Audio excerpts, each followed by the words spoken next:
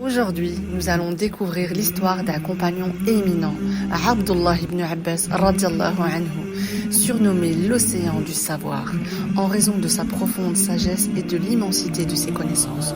Bien qu'il n'ait vécu que 10 ans aux côtés du prophète Mohammed sallallahu alayhi wa sallam, il est devenu l'un des plus grands érudits de son époque. Voici son histoire. Il est le cousin paternel du prophète Mohammed sallallahu alayhi wa sallam et l'un des compagnons les plus respectés. Son nom choisi par le prophète lui-même reflète l'affection et l'attention particulière qu'il lui portait.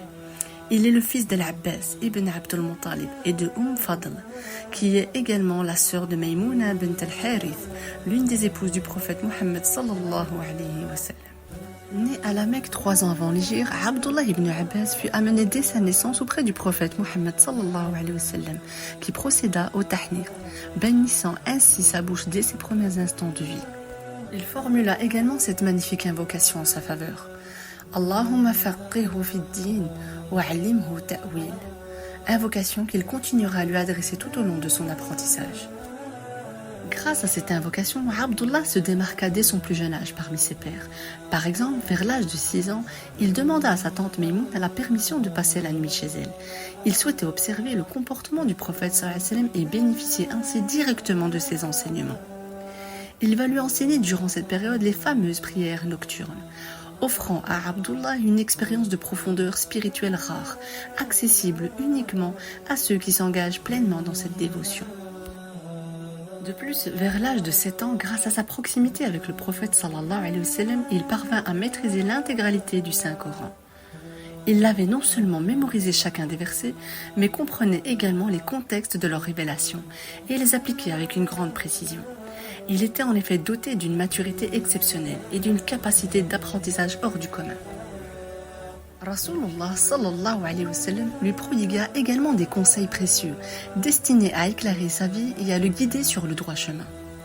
Ya ghulamu, inni u'allimuka kalimat, ihfadillah yahfaduk, ihfadillah tajidhu tujahak, idha sa'alta fas'alillah, wa idha ista'anta fasta'in billah. Ces précieuses recommandations rappellent les fondements de notre tawhid et soulignent l'importance essentielle de placer notre confiance en Allah subhanahu wa ta'ala. Le jour où le prophète Mohammed sallallahu alayhi wa sallam quitta ce monde, les compagnons présents furent plongés dans une profonde affliction, car l'homme qu'ils chérissaient le plus venait de les quitter, laissant un vide immense dans leur cœur. Cet homme qu'ils aimaient plus que leur père, leur mère et même leur propre personne venait de les quitter. Abdullah, alors âgé de 13 ans, poursuivit avec assiduité sa quête du savoir. Ses journées étaient rythmées entre la mosquée, l'apprentissage de la religion et la mémorisation. Bien qu'il n'ait vécu que 10 années auprès de lui, Ibn Abbas radiallahu anhu accumula une profonde connaissance de ses enseignements. Cependant, conscient que ses connaissances étaient encore insuffisantes, il chercha avec assiduité à apprendre auprès des grands compagnons, cherchant à enrichir son savoir et à recueillir les hadiths précieux qu'il possédait. Il était profondément engagé dans la quête de la connaissance. Pour lui, cette recherche était une quête sans relâche, où le répit n'avait pas sa place. Il était en effet animé par une motivation inébranlable et une persévérance remarquable, deux qualités essentielles à la réussite. Il devint ainsi, grâce à ses efforts, le plus grand spécialiste du tafsir et des règles de la sunna.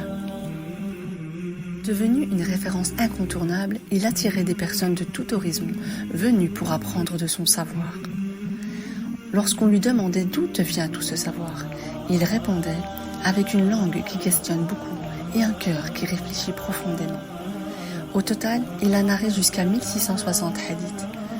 Son raisonnement personnel a servi de base à de nombreux avis religieux, le distinguant ainsi parmi les autres compagnons. Ibn Abbas radiallahu anhu décéda à Taïf à l'an 68 de l'Hégire, à l'âge de 71 ans. Mohammed ibn al-Hanifa, qui dirigea sa prière mortuaire, disait de lui « Par Allah, aujourd'hui, nous avons perdu l'érudit de notre communauté.